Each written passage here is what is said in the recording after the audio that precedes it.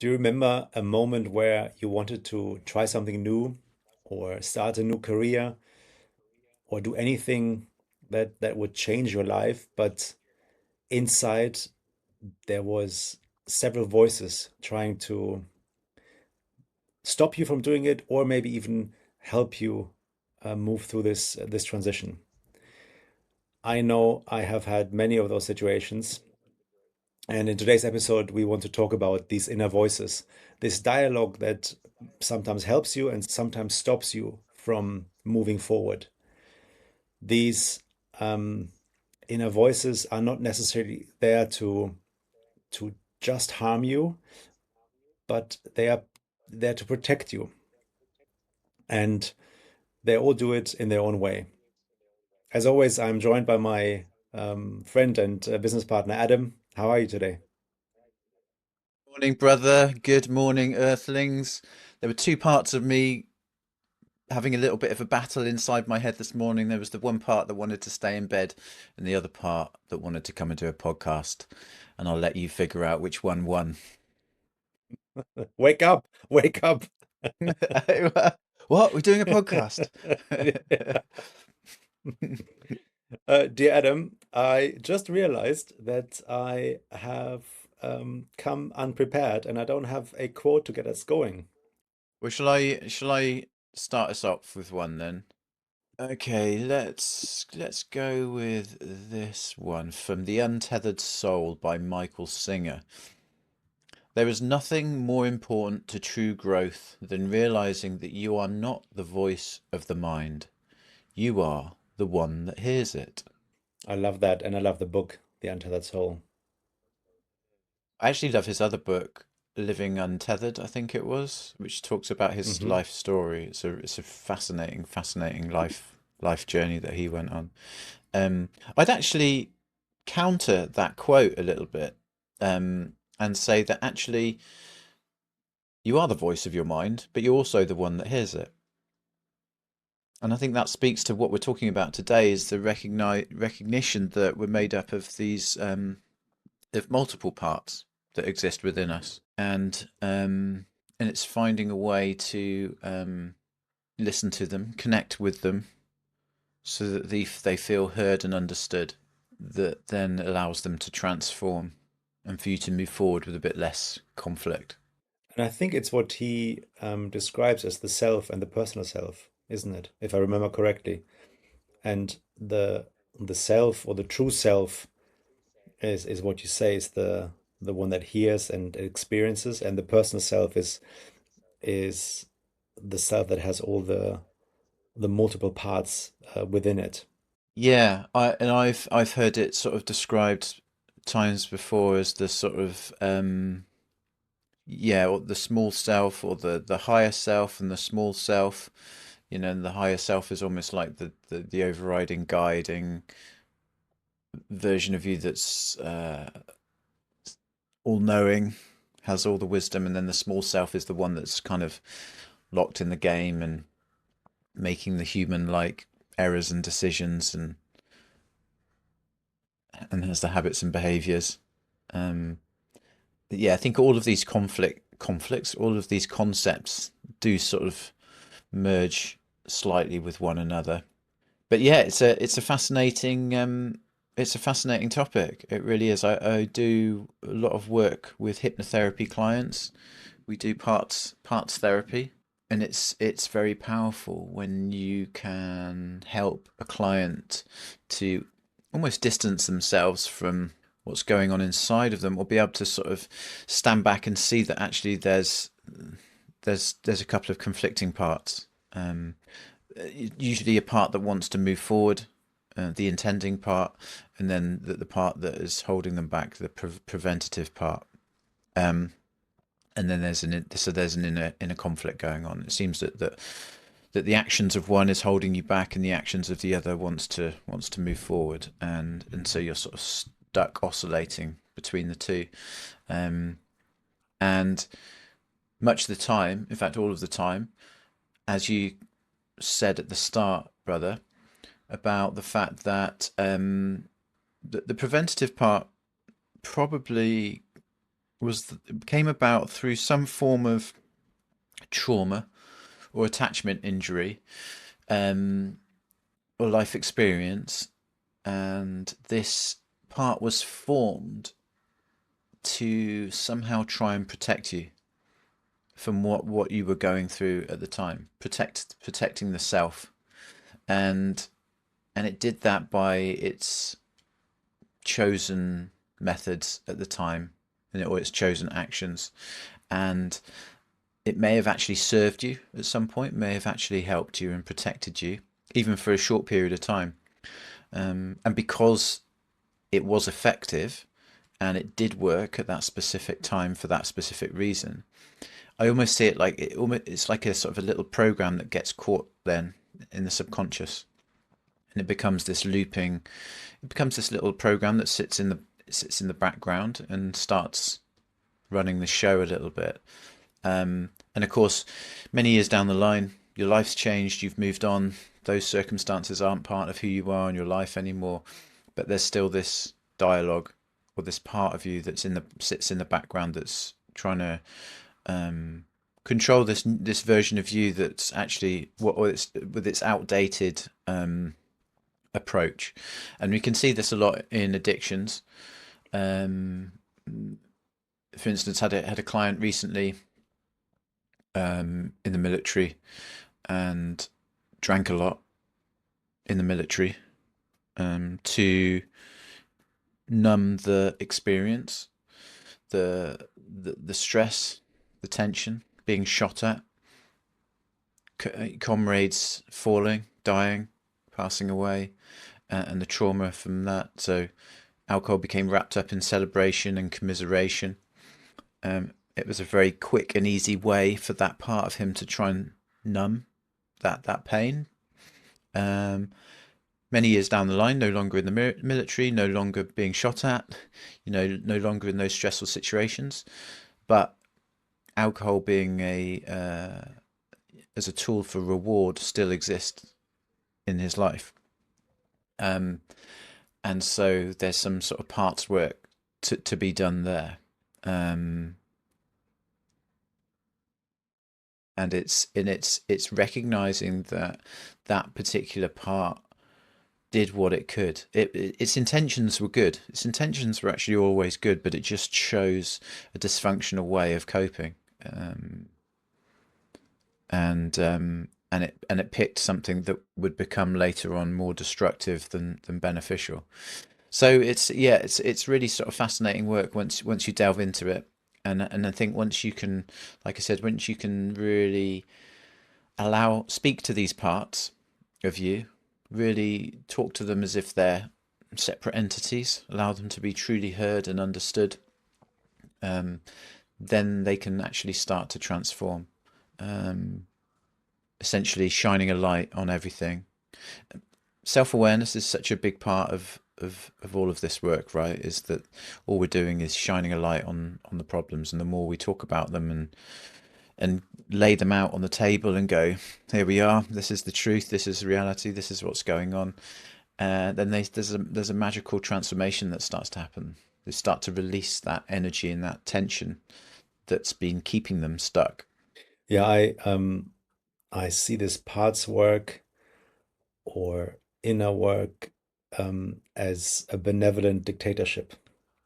Once you learn about them, you have to decide who is in charge, right? This comes with responsibility and self-awareness.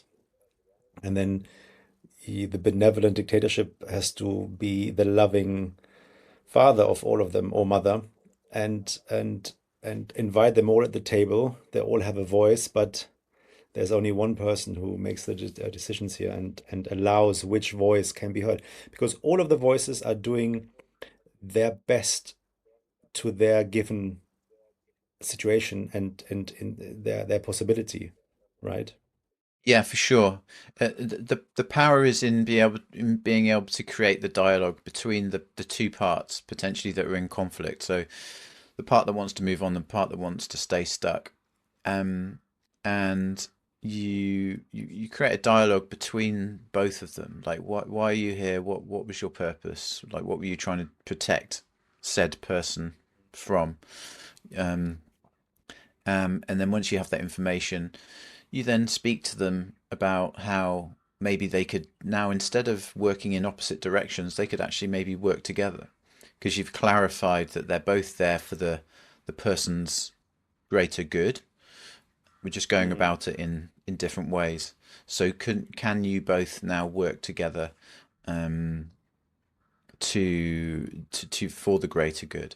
And it's when you kind of create this dialogue between the parts, that's also when the sort of the transformation happens. So you're giving you're giving the person these say inner archetypes, these inner parts to be able to look at as tangible forms to some almost distance themselves from these issues. You're then creating a dialogue between between the two of them to then bring them together. So you're so you're making those parts whole again rather than them being separate and going in separate directions. And then what you then do is bring everything back into the person to make them totally whole again. So there's no separation. So that everything is then at that point, hopefully, working from a unified front, going in the same direction for the same purpose. There's only one question in my mind now because this is really important to me. But how do you do that? How do you, I understand the separating, but then how do you bring them back into a unified self? Well, in hypnotherapy, obviously, within a script, I would be, I'm using a lot of metaphorical language, and so I would be taking them through a script where they would be acknowledging the other.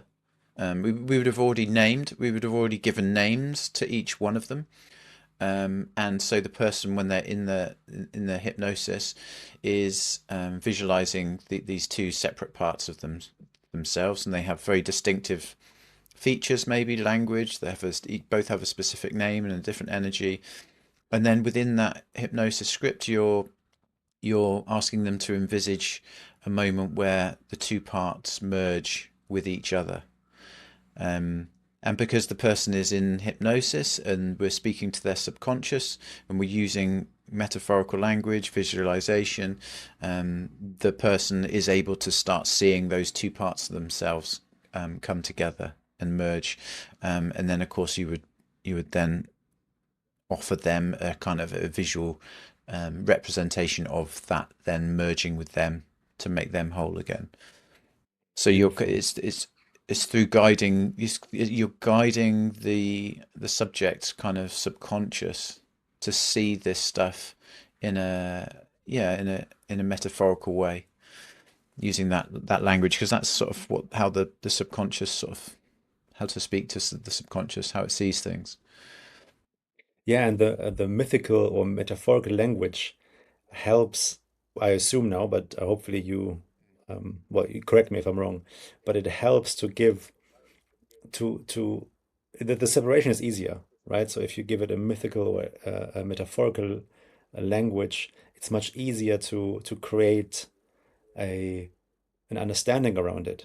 Yeah, absolutely. And that's why sort of you do the work to ask the client, or you get the client to talk about the different aspects of that part of themselves, the part that might be a little bit manipulative, that might be a little bit persuasive, might be a little bit sneaky. What does that look like? How do they feel? um, I've actually had it done to myself, the parts therapy hypnosis, on the course that I went on a couple of years ago.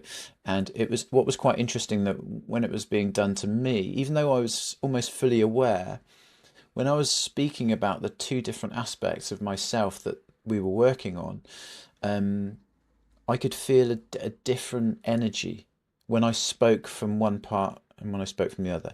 Like the intending part felt quite wise and very clear and calm, and the other one was like a trickster, um, and it had this quite kind of chaotic.